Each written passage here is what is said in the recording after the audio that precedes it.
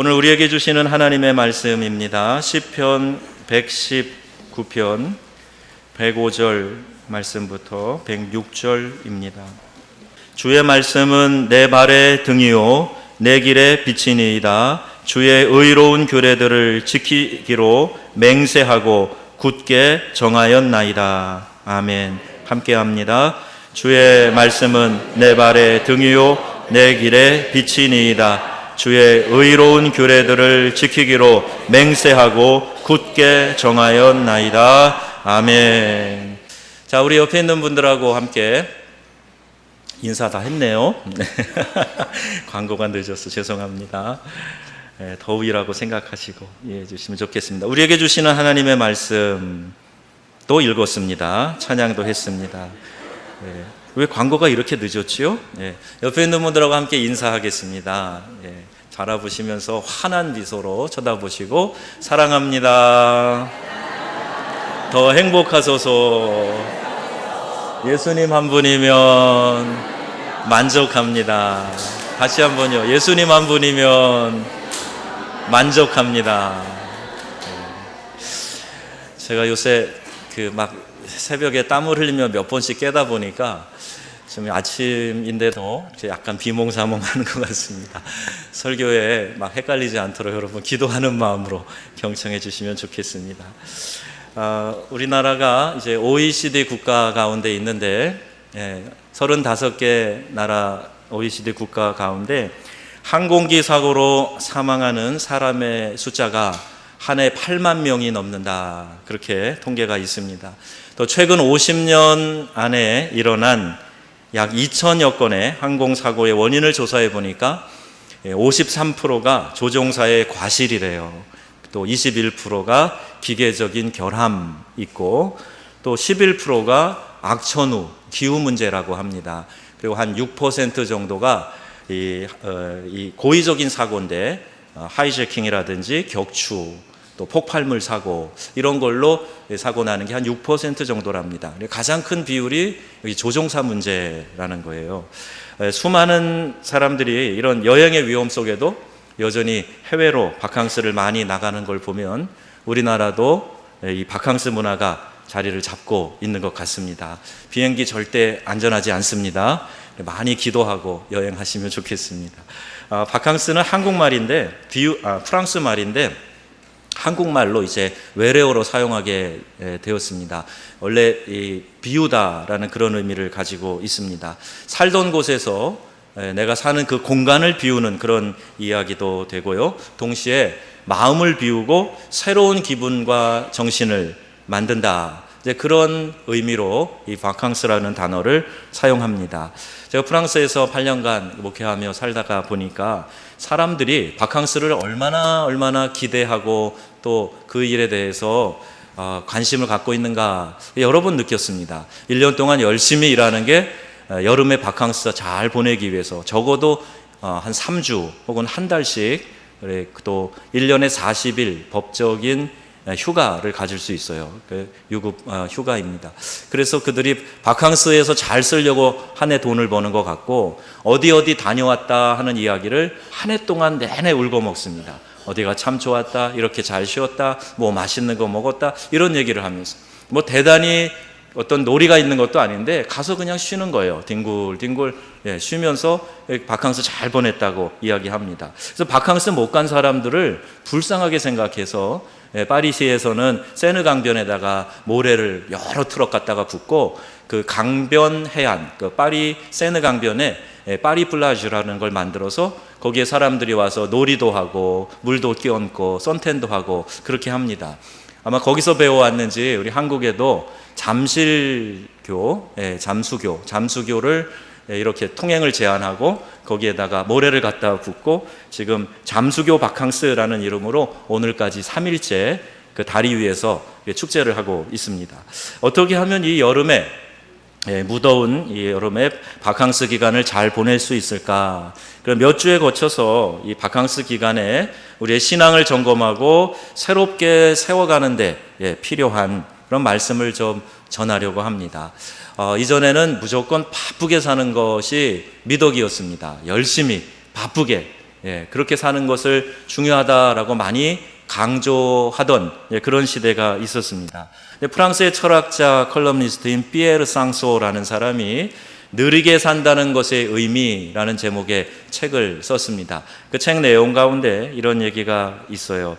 우리가 시간에 쫓기지 않기 위해서 이런 일들을 해야 된다는 거예요. 한가로이 거닐기, 듣기, 또 고급스러운 권태, 꿈꾸기, 기다리기, 글쓰기, 멍 때리기, 이런 것들을 좀 하고 좀 여유 있게 보내야 된다, 이런 제안을 합니다.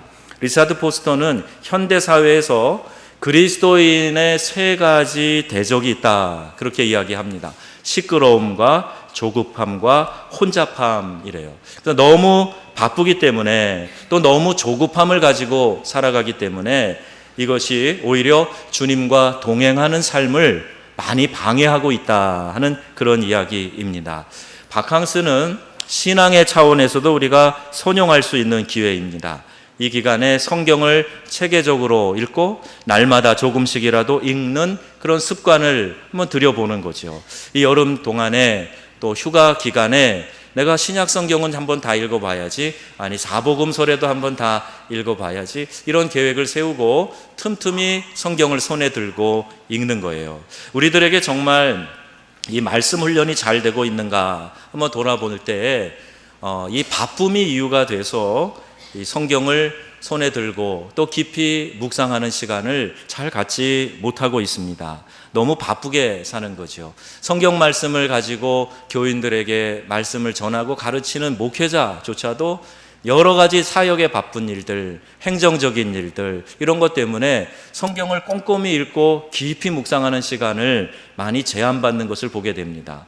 우리 목회 선배들이 신학교에 있을 때 성경 많이 읽어라, 이런 이야기를 많이 들었어요. 그래서 그 이야기 저도 많이 실험을 해보고 또 시간을 가져보려고 했는데, 그 이유인즉 목회 현장에 가면 성경 읽을 시간조차 없다는 거예요. 계속해서 있는 예배, 설교 준비, 상담, 또 신방, 또 여러 가지 행정적인 일들이 그리 바쁘다는 겁니다.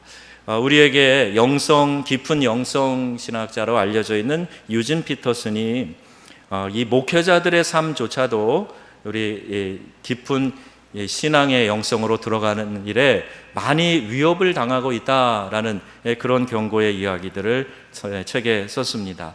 전에는 이 중요한 명사에는 형용사가 수식어가 붙지 않는다는 거예요. 그러니까 목회자라는 말에는 다른 수식어가 필요 없다는 거죠. 이미 그 단어 안에 말씀을 깊이 묵상하고 기도 많이 하고 또 목양에 힘쓰는 그런 의미가 내포되어져 있는데, 지금은 그 목회자라는 단어에 좋지 않은 수식어, 형용사가 붙었다는 거예요. 그 가장 나쁜 수식어가 바로 바쁜이라는 겁니다. 바쁜 목사, 바쁜 목회자, 이게 별로 유익하지 않은 수식어다. 그래서 본질에 더 충실해야 되고 더 중요한 일에 집중해야 된다, 그런 깨우침을 주는 책이 있습니다. 우리 모두가 다 비슷한 상황이에요. 교인들도 내가 주일날 예배드리고 나면 그 다음의 시간들을 우리 주님 생각하고 그분의 말씀을 묵상하고 주님과 더 가까이 지내려고 하는 노력이 얼마나 있는가. 바쁘다는 이유 때문에, 해야 될 일상의 일들이 있다는 이유 때문에 주님과 교제하는 일을 게으리 할 때가 많이 있습니다.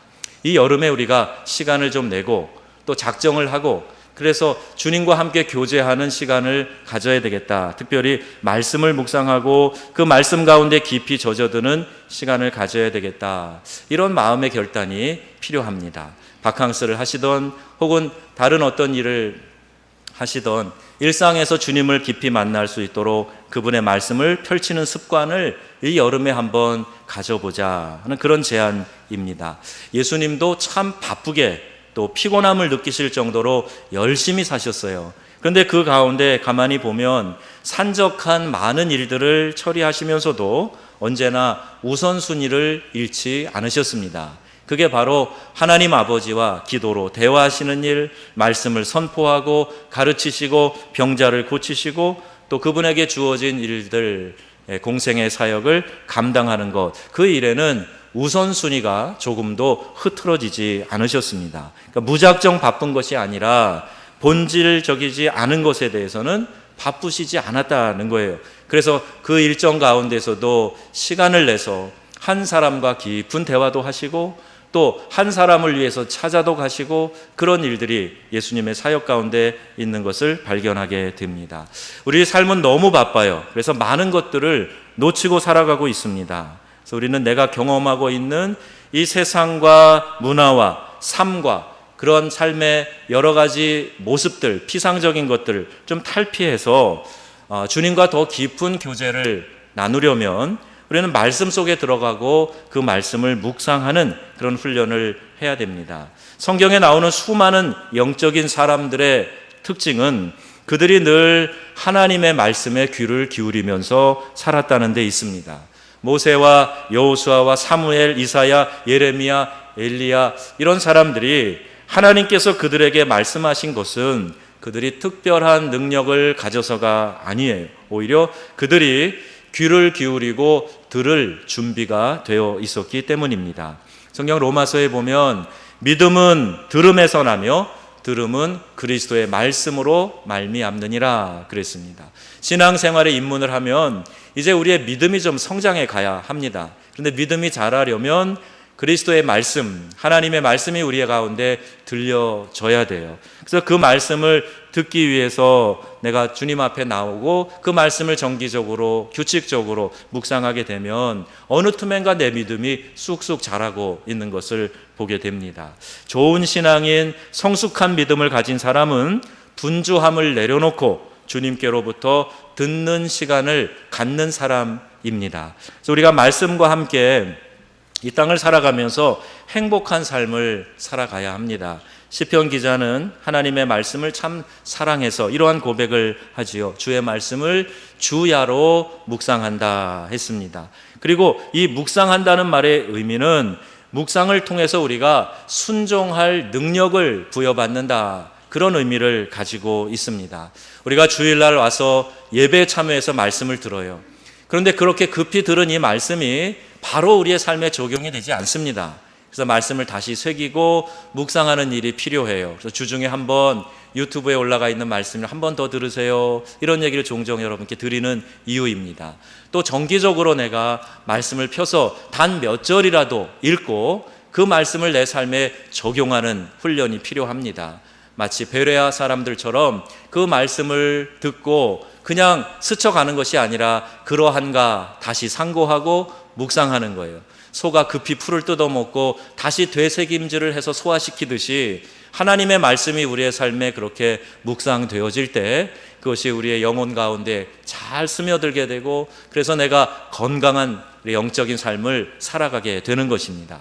말씀이 내 안에 들어오지 않으면 절대로 우리의 영혼은 건강하게 설 수가 없어요.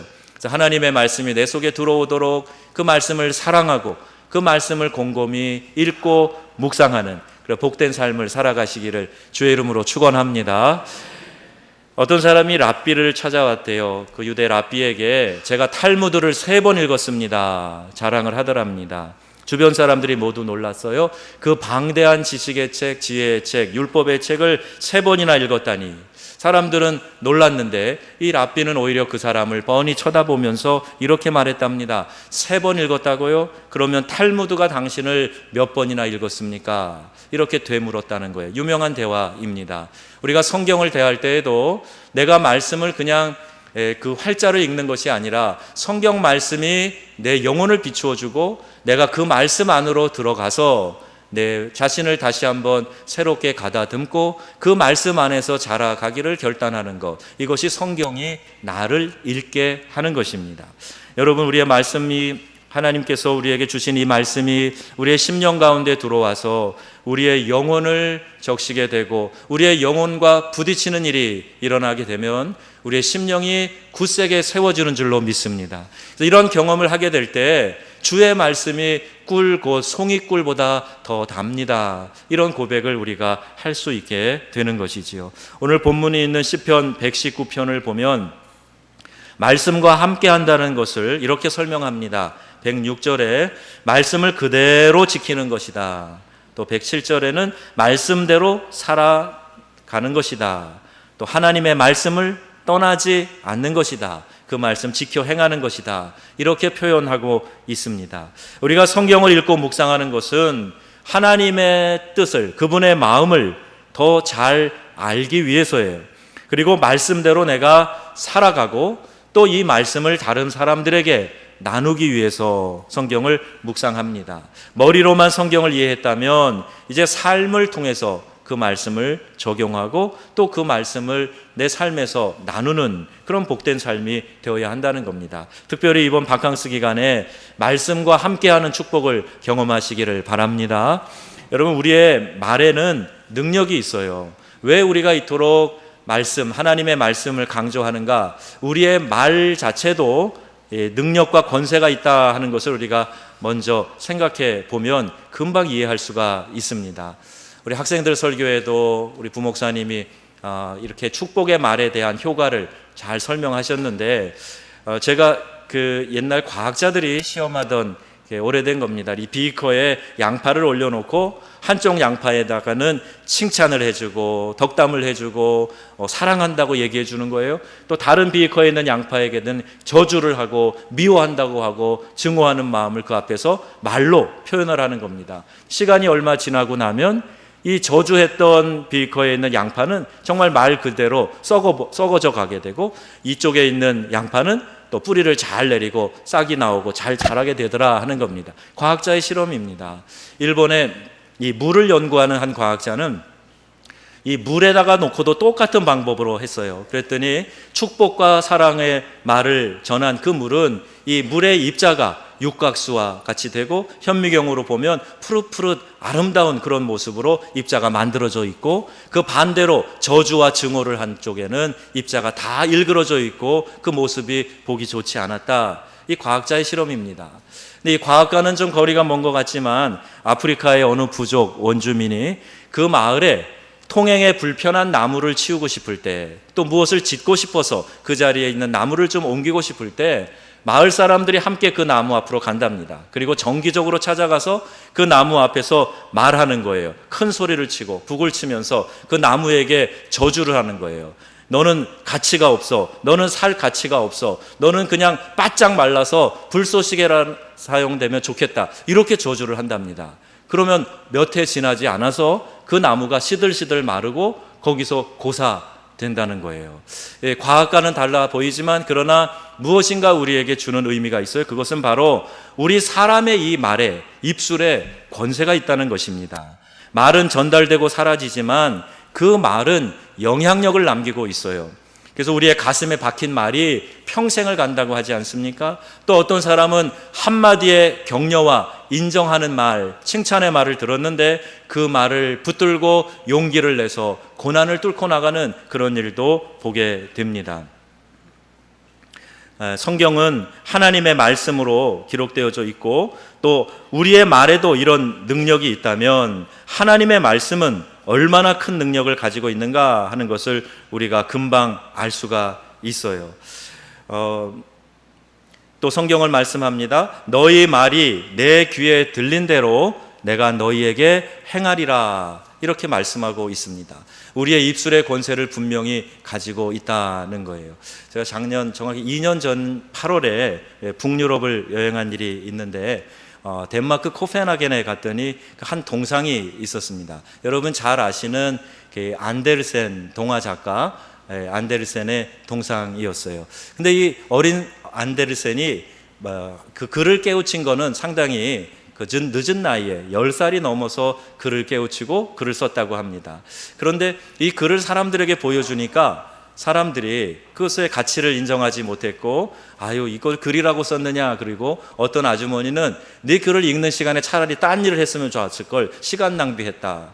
그래서 어린 꼬마 안데르센이 낙심해서 집에 들어갔습니다. 근데 어머니가 정원으로 데리고 나가셔서 그 어린 꼬마에게 내 글은 여기 있는 이 꽃을 봐라. 아직 꽃봉우리가 펼쳐지지 않은 거야. 언젠가 이 꽃은 자라서 꽃봉우리가 펼쳐질 때가 있을 거다. 내 글도 그렇게 될 거야. 이렇게 어린 꼬마에게 격려를 했습니다. 근데 그가 자라서 동화 작가 안데르센이 되었고, 지금도 온 세계 사람들이 그 작품을 읽고 또 감명을 받게 되는 거죠. 저 안데르센 동상 앞에 저도 갔습니다. 거기서 기념사진을 한 장 찍었습니다. 여러분, 우리의 말에도 이런 권세가 있고 능력이 있어요. 하물며 하나님의 말씀이 능력이 없겠는가? 하나님의 말씀이 아무 역할도 못하겠는가? 절대 그렇지 않다 하는 겁니다. 그래서 여러분, 우리가 믿음 생활 가운데 가장 중요하게 생각해야 될 것은 하나님의 말씀이 내 안으로 들어와서 내 심령 가운데 영향을 끼쳐 주시는 거예요. 말씀이 내 속에 들어와서 내 삶을 바꾸고 나의 지치고 피곤한 심령을 하나님께서 새롭게 힘을 덧입혀 주시고, 또 나에게 말씀하셔서 내가 버려야 될 것, 얽매이기 쉬운 죄악들을 떨쳐버리고 믿음으로 살아가도록 하는 것, 그 일에 여러분 자신을 맡기고 말씀을 깊이 묵상하여 나아가시기를 주님의 이름으로 부탁합니다. 그리스도인들은 말씀으로서 세상을 돕는 꿈을 꾸는 존재들입니다. 말씀이 떨어진 곳에 소생의 역사가 일어난다 하는 사실을 알아서 그 말씀을 증거하는 삶을 사는 거예요. 요새 전도해라 그러면 전도 어렵다 그러는데, 어려운 게 아니라 내가 하나님의 말씀을 믿고 내 삶에 이런 영향이 끼쳐졌습니다. 이렇게 변화가 있었습니다. 하나님의 이런 말씀이 있는데 형제님 자매님, 이 말씀을 한번 들어보세요. 그리고 하나님의 말씀의 능력을 의지해서 말씀을 전하는 것, 이것이 전도입니다. 말씀 자체가 가지고 있는 살아있는 역사와 능력, 이것을 확신해야 한다는 거예요. 믿는 성도들 가운데에서도 하나님의 말씀의 능력을 확신하지 않기 때문에 말씀을 가볍게 여깁니다. 내가 존경하고 사랑하는 사람, 그 사람의 이야기는 잘 듣게 되어 있어요. 여러분, 학교 다니실 때 좋아하는 선생님, 여선생님, 남선생님, 그분이 가르치는 과목 어때요? 더 열심히 공부하게 되고 또 좋은 성적도 받고, 또 한 번이라도 칭찬을 들었으면 그 과목을 더 열심히 공부하는 그런 마음이 들지 않습니까? 내가 좋아하고 사랑하고 존경하는 사람의 이야기는 잘 들으려고 하는 그런 마음이 우리 가운데 다 있습니다. 정말 여러분 하나님 사랑하십니까? 정말 여러분 하나님의 말씀으로 새로워지셨고 영생을 소유하셨습니까? 그러면 여러분 하나님의 말씀을 가까이 하시고 그 말씀이 내 삶에 주는 그 많은 유익들을 받아 누리시기를 주 예수님의 이름으로 축원합니다. 저는 우리 성도들이 그 은혜를 받기를 원해요. 말씀을 사모해서 그 말씀을 지키며 살다가 하나님의 큰 은혜를 경험하는 것, 제가 보기를 원합니다. 목회자로 말씀을 가르치고 선포하는 책임을 맡은 자로 여러분이 그렇게 변화되는 모습을 볼 때에 제 삶이 정말 감격스러울 것 같아요. 야, 이 사역이 보람이 있고 기쁨이 있구나, 그런 마음이 제 안에 들 것 같습니다. 여러분, 이 여름에 덥지만 그러나 시간적인 여유를 더 가지셔서 말씀을 더 가까이 하시고 이 말씀이 주는 유익 가운데 깊이 젖어드는 복된 삶을 살아가시기를 주의 이름으로 축원합니다. 여러분, 이 세상을 떠날 때 어떤 믿음의 흔적을 남기면 좋겠습니까? 여러 가지가 있겠지만 어떤 분들은 성경을 필사하는 분들도 계세요. 그래서 내가 꼼꼼히 적은 성경을 자녀들에게 이렇게 선물로 유산으로 주는 그런 분들도 있습니다. 참 귀한 일입니다. 아프리카에서 우리 한 형제가 사역자였는데 불어로 성경을 창세기부터 계시록까지 다 써서 저한테 준 일이 있어요. 또 프랑스에서 목회할 때도 그렇게 성경을 쓴 교우한테 성경을 받아본 일이 있습니다. 여러 가지 색깔로 밑줄 그은 성경책, 누런 종이에 손때가 묻고 군데군데 눈물 자국이 배어있는 성경책, 내 부모님이 날마다 이 성경책을 가까이 하시고 성경을 읽고 나서 힘있게 또 그렇게 용기 있게 살아가셨던 그 모습을 바라보고 자란 자녀들, 그들은 그들의 인생을 절대로 함부로 살지 않을 것입니다. 하나님 없이 허탄한 그런 인생을 살지 않을 것입니다. 그들의 인생은 축복의 인생이 될 것이고, 내 어머니, 내 아버지가 그토록 소중히 여기고 사랑하셨던 이 성경을 나도 읽어야 되겠다, 나도 이 말씀을 소중히 여겨야 되겠다, 그런 마음을 갖지 않겠습니까?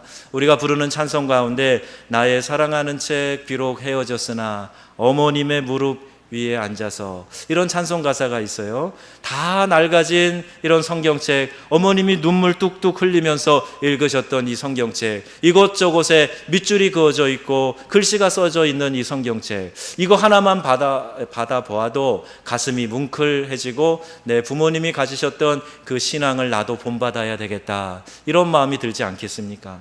우리의 자녀들에게 믿음의 좋은 유산을 남겨준다라는 그러한 마음으로 여러분 말씀을 가까이 하시고 이 말씀이 우리에게 주는 영적인 유익을 깊이 경험하시는 복된 삶을 살아가시기를 주 예수님의 이름으로 축원합니다. 아멘.